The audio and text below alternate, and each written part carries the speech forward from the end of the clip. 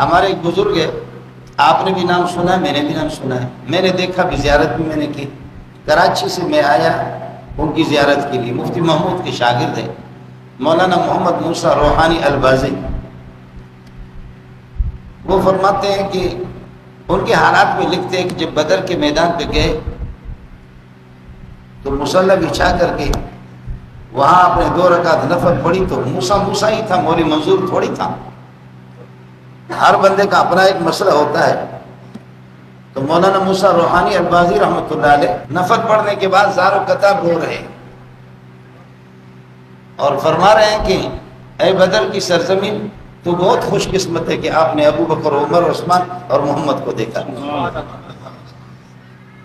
میں نالائق 1400 سال کے بعد آ رہا ہوں یہاں، ہم موقع پر نہیں پہنچے، کمال انہوں نے کیا جو موقع پر تھے اور تلوار بھی چلاتے رہے۔ ہم نہیں پہنچے، شرمندہ ہو کر کے میں آپ کے پاس آیا ہوں۔ اے بدر کی سرزمین، میں نے محمد کو اور ابو بکر عمر کو نہیں دیکھا۔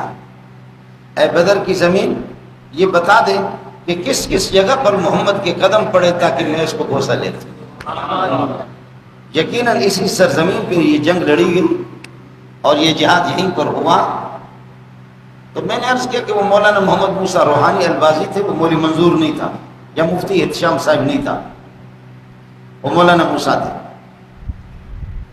تو زار و قطار جب روتے رہے اور ہاتھ اٹھا کر کے دعا کی کہ اے کوئی پتھر ہو، وہاں میں کیا ہوں، آپ بھی گئے بدر میں، اے پتھر ہو بتاؤ کہ تم میں سے کس نے محمد کو دیکھا؟ اے بدر کی زمین بتا دے کہ محمد کے قدم کہاں پڑے کہ میں اس کا بوسہ کو لے لوں کم از کم۔